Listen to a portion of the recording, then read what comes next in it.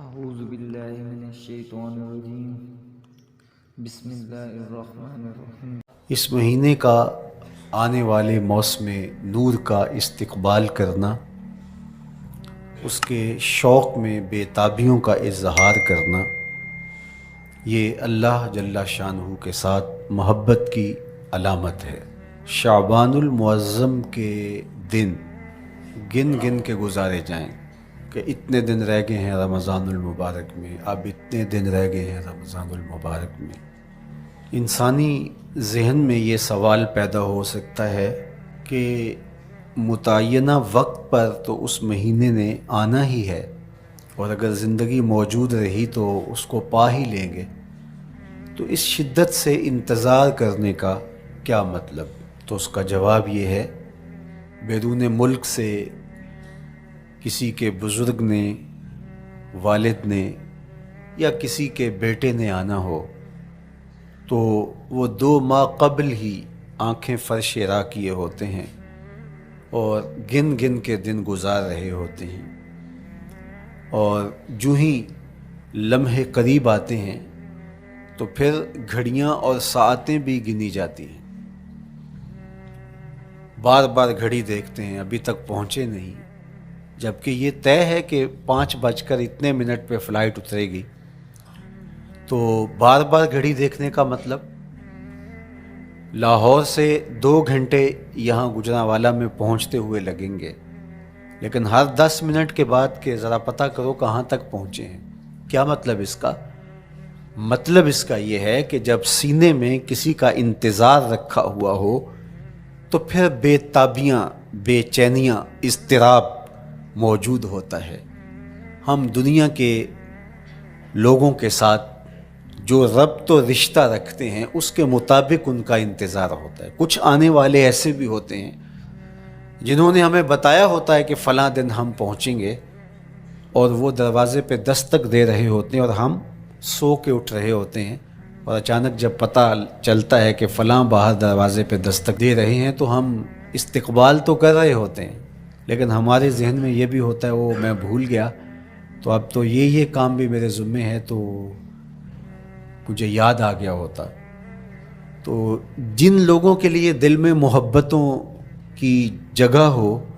تو ان کے لیے پھر سارے کام مؤخر کر کے ان کے استقبال کیے جاتے ہیں۔ یہ مہینہ اللہ کی رحمتوں کا موسم بہار ہے،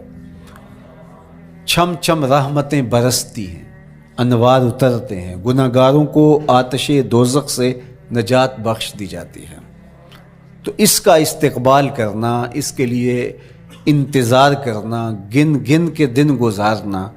لمحے اور ساعتیں بسر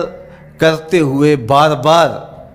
ماہ سیام کا ذکر کرنا، اس مہینے کے ساتھ محبت کی دلیل ہے، اور اس مہینے کے ساتھ محبت اللہ سے محبت کی دلیل ہے۔ اس لیے اس مہینے کا استقبال کرنا، اس کے لیے تیاری کرنا، اپنے گھر کو صاف کرنا، اس کے لیے اپنی اولاد کے دل میں شوق پیدا کرنا اور ماحول پہلے پیدا کرنے کی کوشش کرنا، تاکہ جو ہی یہ ماہ جلوہ گر ہو تو روزہ رکھنے کا مزاج پیدا ہو چکا ہو، تلاوت کلام مجید کا مزاج پیدا ہو چکا ہو، دیگر نوافل اور اچھے اعمال بجا لانے کی عادت پڑ چکی ہو۔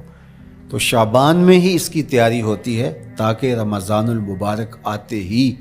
ہم پوری طرح سے مستعد اور فعال ہو کر کے اس مہینے کی برکتوں کو سمیٹ لیں۔ اللہ کے محبوب علیہ السلام نے ارشاد فرمایا کہ جب ماہ سیام آتا ہے فتحت ابواب الجنہ، تو جنت کے 8 دروازے کھول دیے جاتے ہیں۔ جنت تو اللہ جل شانہ کی کرم نوازیوں کا ایک ایسا خوبصورت منظر ہے کہ آج تک نہ کسی آنکھ نے اس کو دیکھا، نہ کسی کان نے سنا، اور نہ اس کا کوئی تصور کر سکتا ہے، ایسی خوبصورت بنائی ہے۔ وہاں کی ہوائیں جب چلتی ہیں تو گرد نہیں اڑتا، کستوری اڑتی ہے۔ وہاں دودھ کی، شہد کی، مائے معین، کوثر، سلسبیل کی نہریں بہتی ہیں، موتی زمرد کے محلات بنے ہوئے ہیں۔ وہ خوبصورت محل اور وہ خوبصورت جنت کا ماحول، لیکن اس کے باوجود اس خوبصورت جنت کو، مرصع جنت کو، نظیف ترین بقعۂ رحمت کو 11 ماہ تک رنگ و روغن کیا جاتا ہے رمضان المبارک کے استقبال کے لیے، اور جب یہ مہینہ آتا ہے تو اس کے دروازے کھول دیے جاتے ہیں، اور جنت کے 8 دروازوں میں سے ایک دروازے کا نام باب الریان رکھا گیا ہے، جو صرف روزہ داروں کے اعزاز و تکریم کے لیے ہے۔ روزہ دار اس دروازے سے گزر کے جنت جاتے ہیں۔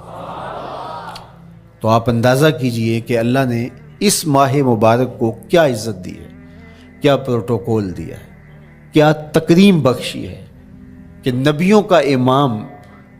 امام المرسلین، خاتم الانبیاء، محبوب خدا اس مہینے کے لیے منتظر رہتے کہ یہ مہینہ آنے والا ہے، یہ مہینہ آنے والا ہے۔ حضرت سیدنا سلمان فارسی رضی اللہ تعالی عنہ فرماتے ہیں کہ شعبان کی آخری تاریخ کو حضور نے ایک خطبہ ارشاد کیا۔ بعض علماء نے کہا کہ یہ شعبان کا آخری جمعہ تھا، یا ہو سکتا ہے کہ آخری جمعہ 29 شعبان کو ہی ہو۔ تو رمضان المبارک سے قبل حضور نے یہ خطبہ ارشاد کیا، جو مختلف کتب احادیث میں موجود ہے۔ یا ایھا الناس، اے لوگو، قد اظلکم شہر عظیم، اللہ نے تمہارے اوپر ایک بہت پاکیزہ، پر نور، عالی مرتبت مہینہ سایہ فگن کر دیا ہے۔ شہر فیہ لیلۃ خیر من الف شہر، اس مہینے میں ایک ایسی رات ہے جو 1000 مہینے سے بہتر ہے۔ جعل اللہ صیامہ فریدہ و قیام لیلۃ تطوع، اس مہینے کے دن کے روزے فرض قرار دیے گئے اور راتوں کا قیام نفل بنایا گیا۔ تراویح کی صورت کے اندر راتوں کے قیام کا ماحول پیدا ہوتا ہے، صلاۃ اللیل پڑھی جاتی ہے، نوافل پڑھے جاتے ہیں کثرت کے ساتھ۔ یہ اس مہینے کی شانیں ہیں، یہ اس مہینے کی رونقیں ہیں۔ اس مہینے میں اللہ تعالیٰ نے خاص کرم نوازیاں عطا کی ہیں اہل ایمان کو۔ ومن تقرب فیہ بخصلۃ من الخیر کان کمن ادی فریضۃ فیما سواہ،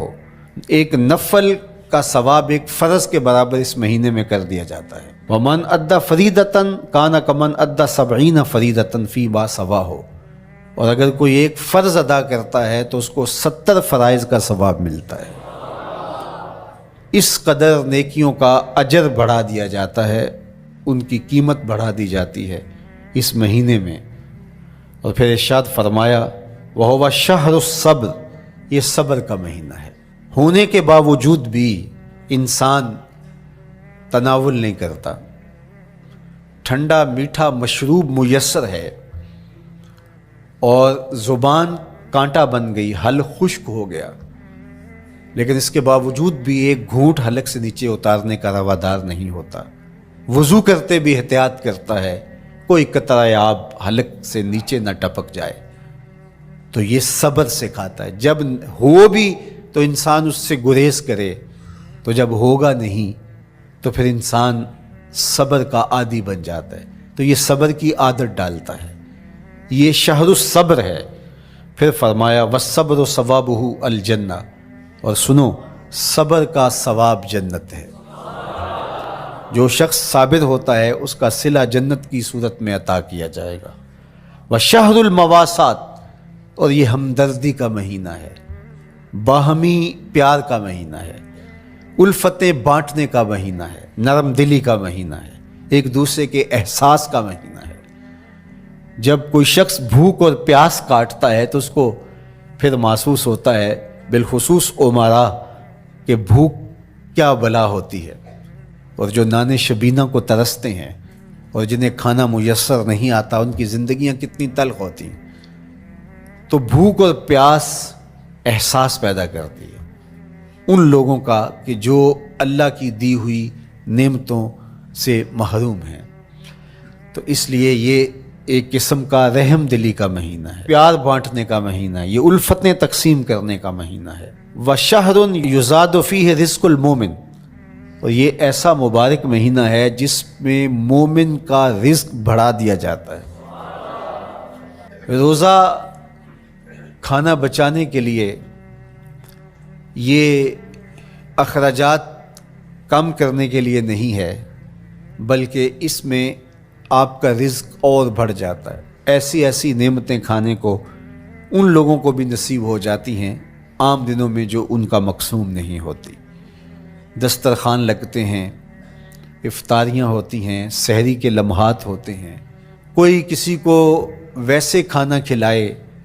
تو اس دسترخوان پہ کھانے کے لیے آنا اس کا اور رنگ ہوتا ہے۔ لیکن افطار کا دسترخوان جب بچھتا ہے اور لوگ جب اس کے اوپر آتے ہیں، امیر بھی آتے ہیں، غریب بھی آتے ہیں،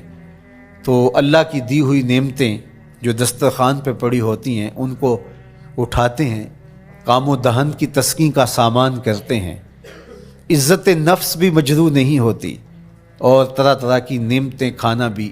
دستیاب ہو جاتی ہیں۔ تو یہ ایک مہینہ ہے مواسات کا، اس میں رزق بڑھ جاتا ہے، غرباء تک بھی اللہ کی نعمتیں وہ پہنچتی ہیں جو عام دنوں میں ان کو میسر نہیں ہوتی، اور امراء بھی نعمتوں کا لطف لیتے ہیں،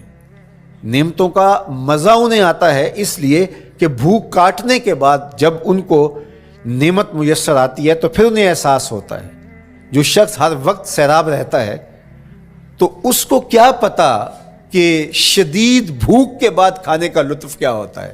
سخت پیاس کے بعد میٹھا اور ٹھنڈا مشروب جب رگوں کو تر کرتے ہوئے معدے تک پہنچتا ہے تو اس کی طراوت، اس کی ٹھنڈک، اس کی لذت، اس کا کیف و سرور، اس کی عذوبت کس طرح راحت بخشتی ہے۔ اسی لیے میرے اور آپ کے آقا و مولا نے ایک دوسرے مقام پہ ارشاد فرمایا، لِلصَّائِمِ فَرْحَتَانِ فَرْحَةٌ عِنْدَ فِطْرِهِ وَفَرْحَةٌ عِنْدَ لِقَاءِ رَبِّهِ، روزے دار کے لیے دو خوشیاں ہیں، ایک خوشی اسے تب ملتی ہے جب وہ روزہ افطار کرتا ہے، وہ لمحے مسرتوں کے ہوتے ہیں، ایک روحانی احساس ہوتا ہے، اتنا لمبا دن، اتنا سخت دن، گرمی کی شدت، مالک تیرا شکر ہے لمحہ اختتام پہنچا اور یہ اتنا لمبا دن تیرے حکم کی تعمیل کرتے ہوئے بسر ہو گیا۔ ایک تو روزہ کھولتے ہوئے وہ ایک سرشاری ہوتی ہے، وہ ایک لذت ہوتی ہے، روحانی تسکین ہوتی ہے۔ آج کل وہ افطار کے دسترخوان لگتے ہیں تو جس طرح ہمارے سارے معاملات جو ہیں وہ ملوث ہو گئے ہیں ریا سے، تصنع سے، اس طرح افطار بھی ایک فیشن کے طور پہ فروغ پا رہی ہے۔ تو اس میں امراء کو اور شخصیات کو بلایا جاتا ہے اور ایسے لوگ کثرت کے ساتھ ہوتے ہیں جن کا روزہ بھی نہیں ہوتا، تو پھر ظاہر ہے رسماً تو اتنی دیر تک وہ کچھ نہیں اٹھا سکتے جب تک اذان کی آواز نہیں آتی، افطار کے لمحے نہیں آتے۔ تو اس وقت جو روزہ دار ہوتا ہے جب وہ مشروب لے رہا ہوتا ہے، جب وہ کوئی لقمہ اتار رہا ہوتا ہے، تو اس کی جو فرحت ہوتی ہے، اور جس نے روزہ نہیں رکھا اور وہ بھی افطار کے دسترخوان پہ بیٹھا ہے، تو کیا اس کو کوئی روحانی حظ، کوئی سرور، افطار کے لمحوں کا کوئی لطف مل سکتا ہے؟ وہ بیچارہ کتنا بے چین ہوتا ہوگا کہ یہ شخص ہے کمزور ہے، سارا دن مزدوری کر کے آیا ہے اور اس کا بھی تو سارا دن گزر گیا بھوک اور پیاس سے، اور میں صحت مند ہوں اور سارا دن ٹھنڈے ماحول میں رہا ہوں اور مجھے توفیق نہیں ملی، تو وہ گھونٹ کتنے مشکل اس کے لیے ہوتے ہوں گے۔ اور روزہ دار کے لیے کس قدر وہ آسودہ بخش لمحے ہوتے ہیں کہ جب اس کو یہ مسرت ہو رہی ہوتی ہے کہ مالک تیرا شکر، گرم موسم، زباں کانٹا، حلق خشک، اور تو نے تکمیل تک لمحے پہنچائے اور میرا دن خیریت سے گزر گیا، تو وہ اس کے لیے ایک خوشی کا لمحہ، روحانی مسرت کی کیفیت۔ اور دوسری کہ جب وہ ٹھنڈا اور میٹھا مشروب، سارے دن کی سوکھی ہوئی زبان اور خشک حلق، اور انسان کی جو ہے وہ رگیں بھی، انتڑیاں بھی خشک ہو چکی ہوتی ہیں، تو ٹھنڈا اور میٹھا مشروب جب انسان کے معدے کی طرف بڑھ رہا ہوتا ہے، زبان بولے نہ بولے، ایک ایک رواں اللہ کی حمد بول رہا ہوتا ہے۔ اور تشکر انسان کے رگ و ریشہ سے ادا ہو رہا ہوتا ہے، اور اس کی کیفیت، اس کی سرشاریاں، اس کی لذتیں وہ دیکھنے کی ہوتی ہیں۔ تو کہا للصائم فرحتان، روزے دار کو تو ایک فرحت اس وقت ملتی ہے عند فطر ہی، جب وہ روزہ کھولتا ہے، روحانی فرحت بھی، جسمانی فرحت بھی۔ وفرحۃ عند لقاء رب، اور دوسری فرحت اور دوسری خوشی اسے تب ملے گی جب اس روزے کے صلے میں اللہ تعالیٰ اپنے رخ انور سے پردہ اٹھا دے گا اور روزہ دار کو اپنے دیدار کی دولت عطا کرے گا، تو وہ پھر منظر دیکھنے والا ہوگا، روزہ دار کی آنکھیں ٹھنڈی ہو جائیں گی۔ اصل افطار تو وہ ہوگی نا، اللہ اکبر، اصل تو شربت دیدار ملے گا جو روح کی پیاس بجھا دے گا، جو من کی بھوک مٹا دے گا۔ تو کہا للصائم فرحتان، فرحۃ عند فطرہ وفرحۃ عند لقاء رب، روزہ دار کے لیے دو خوشیاں ہیں، ایک خوشی وہ ہے جب اس کے جسم کی پیاس بجھتی ہے، اور ایک خوشی تب ملے گی جب روح کی بھوک مٹے گی، جب من کی پیاس بجھے گی، اور پھر وہ سرشاریوں کے عالم میں دیکھتا ہی چلا جائے گا، اور وہ سیراب ہی نہیں ہو پائے گا کہ میں ان دو آنکھوں سے دیکھ رہا ہوں، کاش کہ لوں لوں دے مڈ لک لک چشمہ، ایک کھولا تے ایک کجا ہوں۔ وہ اس آرزو میں ہوگا کہ میرا رواں رواں آنکھ بن جائے اور میں اس دیدار سے فیضیاب ہوتا چلا جاؤں۔ تو وہ کیا لمحے ہوں گے، وہ کیا گھڑیاں ہوں گی، وہ کیا ساعتیں ہوں گی، کوئی لفظ نہیں ہے جن لفظوں میں ان حقیقتوں کو بیان کیا جا سکے، اس لیے کہ وہ منظر ہی وراء الورا ہوگا۔ تو روزہ دار کو فرحت ملتی ہے جب وہ روزہ کھولتا ہے۔ تو فرمایا وَشَهْرٌ يُزَادُ فِيهِ رِزْقُ الْمُؤْمِنِ، اس میں مومن کا رزق بڑھا دیا جاتا ہے۔ وَمَنْ فَطَّرَ فِيهِ صَائِمًا كَانَ مَغْفِرَةً لِذُنُوبِهِ، جس نے روزہ دار کا روزہ افطار کروایا۔ اللہ کے محبوب فرماتے ہیں کہ ایک تو خود روزہ رکھا، اور دوسری سعادت یہ ہے کہ ماہ سیام میں روزہ دار کا روزہ افطار کروایا۔ آپ شریعت بیضاء کو بنظر عمیق مطالعہ کر کے دیکھیں، ماہ سیام میں بہت زیادہ اس بات پہ زور دیا گیا ہے کہ روزہ افطار کرواؤ۔ اپنے گھر میں بیٹھ کر کے روزہ افطار کر لینا یہ بھی سعادت مندی ہے، روزہ نصیب ہو جائے، لیکن اس بات پہ بہت زور دیا گیا ہے ماہ سیام میں کہ ایک ماحول پیدا ہو، لوگوں کو افطار کروائیں تاکہ تمام لوگوں تک اللہ تعالیٰ کی نعمتیں پہنچیں، اور لوگوں تک جو ہے وہ رمضان المبارک کی برکتیں پہنچیں۔ تو ارشاد فرمایا وَمَنْ فَطَّرَ فِيهِ صَائِمًا، جس نے روزے دار کا روزہ افطار کروایا، کَانَ مَغْفِرَةً لِذُنُوبِهِ، تو وہ افطار کروانے والوں کے گناہوں کی بخشش کا ذریعہ بن جائے گا، یہ افطاری گناہوں کی مغفرت کا سبب بن جائے گی۔ وَعِتْقَ رَقْبَتِهِ مِنَ النَّارِ، اور آتش دوزخ سے گردن کی آزادی کا مجدہ جاں فضا بن جائے گا یہ امر کہ اس نے کسی کا روزہ افطار کروایا۔ وَقَانَ لَهُ مِثْلُ أَجْرِهِ مِنْ غَيْرِ أَنْ يَنْقُصَ مِنْ أَجْرِهِ شَيْءٌ، اور روزہ افطار کروانے والے کو روزہ رکھنے والے جتنا اجر ہی دیا جائے گا، لیکن روزہ رکھنے والے کے اجر میں بھی کوئی کمی نہیں واقع ہوگی۔ جتنا اس نے سارے دن کی بھوک اور پیاس کاٹ کر کے تکلیف اٹھا کر کے روزہ رکھا، جس نے شام کو اس کو افطار کر دیا اتنا ہی ثواب اس کو عطا کر دیا جائے گا، اس کا اجر کم کیے بغیر۔ اللہ اکبر، یہ امت کے لیے اللہ نے کیا پیکج دیا ہے، کیا کرم نوازیاں ہیں اس امت کے لیے۔ آقا کریم نے ارشاد فرمایا ایک شخص صبح سے لے کے ظہر تک مزدوری کرتا ہے، اس کو ایک قیراط دیا جاتا ہے، اور ایک شخص ظہر سے لے کر عصر تک مزدوری کرتا ہے، اس کو بھی ایک قیراط دیا جاتا ہے، اور ایک عصر سے لے کر مغرب تک مزدوری کرتا ہے، اس کو 2 قیراط دیے جاتے ہیں۔ فرمایا پہلی مثال یہود کی ہے، دوسری مثال نصارہ کی ہے، اور تیسری مثال میری امت کی ہے۔ یہودیوں نے اور عیسائیوں نے اس پہ اعتراض کیا کہ ہمارا اجر کیوں تھوڑا ہے، تو میرے اور آپ کے آقا و مولا نے فرمایا تمہارا تھوڑا نہیں، ہمارا زیادہ ہے۔ آج کل اگر 1000 روپیہ مزدوری چلتی ہو مزدور کی، تو کوئی شخص صبح سے شام تک ایک شخص سے مزدوری کروائے اور 1000 روپیہ دے دے، اور دوپہر کو اڈے سے جا کے ایک مزدور اور لے آئے اور شام کو اس کو بھی 1000 روپیہ دے آئے، اور ایک شخص کو عصر کے وقت لائے اس کو 2000 روپیہ دے دے، تو 1000 والا کہے کہ میرے سے زیادتی ہوئی ہے، تو اس سے زیادتی تو نہیں ہوئی، اسے تو پوری مزدوری دی گئی ہے، اب اس پہ مہربانی ہوئی ہے، اس پہ رحمت ہوئی ہے۔ تو کہا یہود اور نصارہ کی یہ مثال ہے، ایک صبح سے ظہر تک مزدوری کرے اس کو 1 قرات، ایک ظہر سے عصر تک مزدوری کرے اس کو بھی 1 قرات،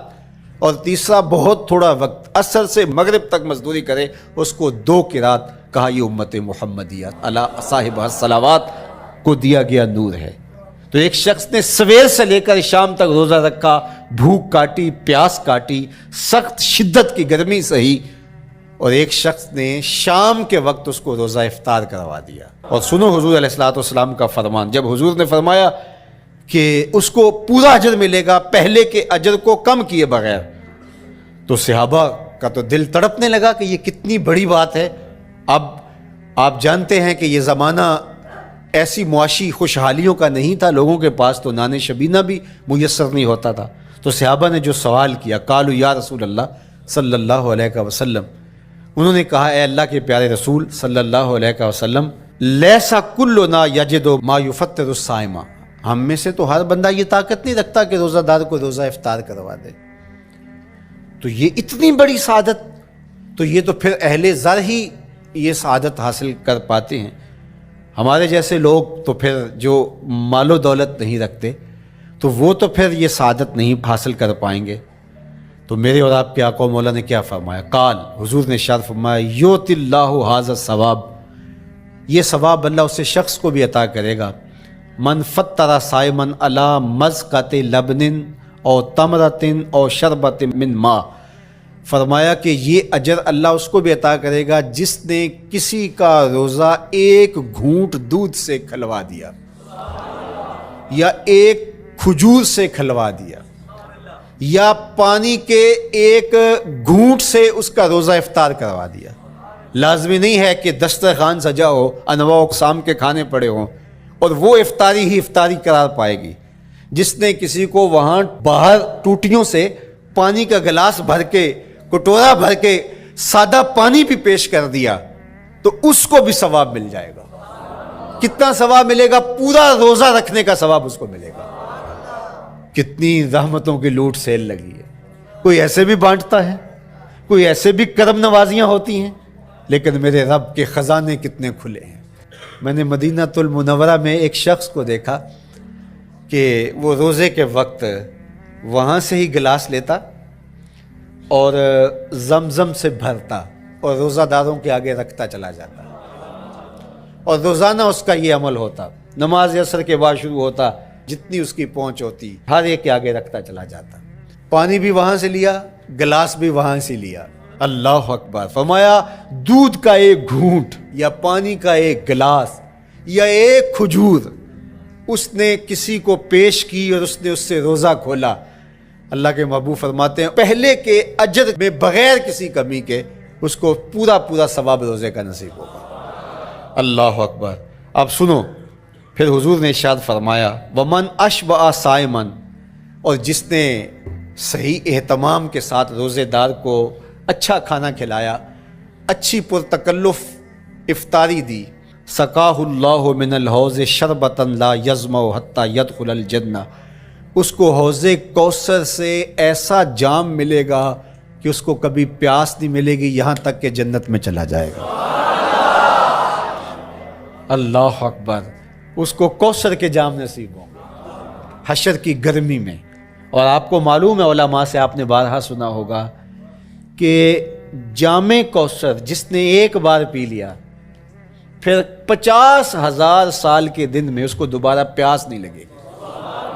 یہ جام کوثر کی خصوصیت ہے۔ فرمایا وَهُوَ شَهْرٌ أَوَّلُهُ رَحْمَةٌ، یہ وہ مہینہ ہے جس کے پہلے 10 دن رحمت ہیں اور اس کا درمیانی عشرہ مغفرت ہے، وَآخِرُهُ عِتْقٌ مِّنَ النَّارِ، اور اس کا آخری عشرہ جو ہے وہ آتش دوزخ سے نجات کا ضامن ہے۔ فَاسْتَكْثِرُوا فِيهِ مِنْ 4 خصال، کہا کہ 4 کام اس مہینے میں کثرت کے ساتھ کرو۔ خصلتان ترضون بہما ربکم، دو کام تو وہ ہے جس سے تم اپنے رب کو راضی کرو گے، وخصلتان لا غنا بکم عنہما، اور دو کام ایسے ہیں کہ ان سے بے نیاز نہیں ہو سکتے، تو وہ تمہیں کرنے پڑیں گے۔ اما الخصلتان اللتان ترضون بہما ربکم، وہ دو خصلتیں، دو کام جن کے ذریعے سے تم اپنے رب کو راضی کر سکو، فشہادت اللہ الہ الا اللہ، وہ گواہی دینا ہے لا الہ الا اللہ، وتستغفرونہ، اور تم کثرت سے استغفار کرو، اللہ سے بخشش مانگو، یہ دو کام تم نے کرنے ہیں۔ وَأَمَّا الْخَصْلَتَانِ اللَّتَانِ لَا غِنَىٰ بِكُمْ عَنْهُمَا، اور وہ چیزیں جن بغیر تمہیں چارہ نہیں ہے، فَتَسْأَلُونَ الْجَنَّةَ وَتَعُوذُونَ مِنَ النَّارِ، اللہ سے جنت طلب کرو اور دوزخ سے پناہ مانگو۔ تو یہ دو کام جو تمہاری ضرورت ہے تم اس مہینے میں کثرت کے ساتھ کرو۔ تو یہ مہینہ رحمتوں کی لوٹ سیل کا مہینہ ہے، یہ کرم نوازیوں کے امٹتے ہوئے دھارے ہیں، یہ سیل رحمت ہے جو کہ من کی سیرابی کا سبب اور ذریعہ ہے۔ خوش نصیب ہیں جو ماہ صیام کو خوبصورتی کے ساتھ بسر کرتے ہیں، اس کے آنے سے پہلے استقبال کرتے ہیں، گھروں میں صفائی کریں، اہتمام کریں، مساجد میں اہتمام کریں، تاکہ بچوں میں یہ شوق پیدا ہو کہ ماہ صیام آ رہا ہے۔ جب ہم بچے تھے تو ہمارے والدین رمضان المبارک سے قبل ہی رمضان المبارک کی تیاریاں شروع کر دیا کرتے تھے۔ اس وقت گھر میں شربت تیار ہوا کرتے تھے گڑ کے، اور وہ پہلے ہی مائیں گھر میں تیاری کرنا شروع کر دیا کرتی تھی۔ ایک شوق پیدا کرنا مقصود ہوتا ہے۔ تو کچھ چیزیں ایسی ہیں کہ آرڈر لکھیں اور 1 سیکنڈ میں گھر پہنچ جائے، لیکن کچھ چیزیں یہ جو ہے وہ تیار کرنی چاہیے، شوق پیدا ہو۔ گھروں کے اندر ماؤں کو چاہیے کہ افطاری کو اہتمام کے ساتھ تیار کریں تاکہ بچوں کو شوق پیدا ہو، اور یہ ایک ماحول پیدا ہو، قرآن مجید کی تلاوت کا ماحول پیدا ہو، جاگنے سونے کے جو ہے وہ شیڈول مرتب کیے جائیں، مساجد کی آبادی کا سامان کیا جائے۔ پچھلے سال تو بڑا اداس رمضان گزرا، اس لیے کہ کرونا کے حوالے سے جس طرح ملکی حالات تھے وہ آپ کے سامنے تھے۔ اس مرتبہ الحمدللہ اس طرح کے حالات نہیں ہوں گے، کچھ SOPs کو آپ کو فالو کرنا ہوگا، لیکن مسجدوں کی انشاءاللہ رونقیں بحال رہیں گی، اور صلاۃ التراویح اور سحر و افطار کے لمحے، نوافل، تسبیحات، اذکار، نمازوں میں 5 گانہ حاضریاں، یہ کیسا خوبصورت ماحول ہوتا ہے، رحمتیں برس رہی ہوتی ہیں، انوار اتر رہے ہوتے ہیں، اور وہ کیا خوبصورت لمحے ہوتے ہیں اور کیا گھڑیاں ہوتی ہیں۔ انشاءاللہ امسال مرکز مصطفیٰ کے اندر صلاۃ التراویح کے لیے خاص طور پہ ہم اہتمام کر رہے ہیں۔ میری آرزو تھی کہ جب مرکز کی تکمیل ہو